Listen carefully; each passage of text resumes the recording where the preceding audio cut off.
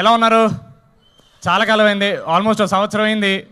మ్యాచ్కి వెళ్ళిన తర్వాత నేను బయట కనపడలేదు, మీరెవరు కూడా నాకు కనపడలేదు.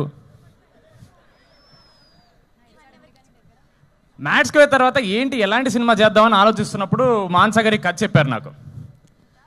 ఆవిడని అడిగాను, ఏంటండి ఈ కథలో మెయిన్ అదేదో అంటారు అబ్బా మీ ఇంజనీరింగ్ స్టూడెంట్స్, యూఎస్పీ ఏంటండి అని అడిగా.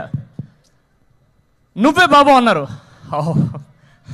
నేను అదనుకున్నా, ఊరుకోండి కథ ఒప్పుకుంటాను, ఫస్ట్ కథ చెప్పండి అన్న.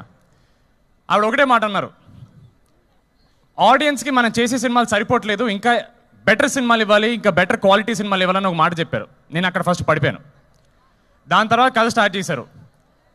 ఒక ఫ్యాంటసీ, కొంచెం హారర్, కొంచెం అడ్వెంచర్. మనం ఉన్నాం కాబట్టి అవుట్ అండ్ అవుట్ ఎంటర్టైనర్, అదైతే గ్యారంటీ.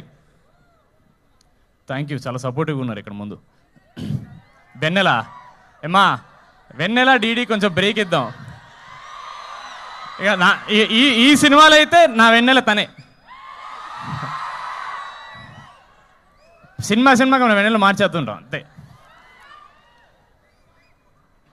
అమ్మాయిలు చాలా హర్ట్ అయ్యారంట. మొన్న రబ్బప్ప అనే ఒక హార్ట్ బ్రేక్ సాంగ్ రిలీజ్ చేస్తే, ఎప్పుడు మీ మగాళ్ళ ఏడుపులేనా, మాకు వేరే పాటలు ఉండవని చెప్తే వెంటనే నాకంటే మంచి పట్లు వేసుకొచ్చిన మా మ్యూజిక్ డైరెక్టర్ గారు హీరోలో ఉన్నారు ఈరోజు.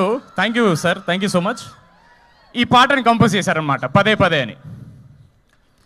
దాని తర్వాత వెనక్కి రావాలా సార్? సారీ సార్, వాళ్ళకి దగ్గరికి వెళ్ళాలనుకుంటే మీరు దూరం చేస్తున్నారు సార్ నన్ను. ఎక్కడ ఆపాం? మ్యూజిక్ డైరెక్టర్ హీరోలో ఉన్నారు. సరే, ఇప్పుడు మళ్ళీ చెప్పాలా మీరు? అంటే అక్కడికి ఆపారని చెప్తున్నా. పదే పదే అని మొన్న మేము ఒక వీడియో చేసాం. జనరల్గా మనలో మన మాట, అమ్మాయిలు మీరు నమ్మాల్సిన నిజం ఏంటంటే, మా అబ్బాయిలకి నిజంగా హింట్స్ అర్థం కావు. మేము తెంగరోళ్ళం. మాకు అమ్మాయి మొహం మీదకి వచ్చి నువ్వు నాకు ఇష్టం రా మగడా అని చెప్తేనే మేము నమ్మం. మాకు అదొక వ్యాధి అంతే. అలాంటి చాలా అమ్మాయిలకి ఫ్రస్ట్రేషన్ తీర్చడానికి మా అనుదీప్ గారి పాటతో వచ్చారనమాట. Of course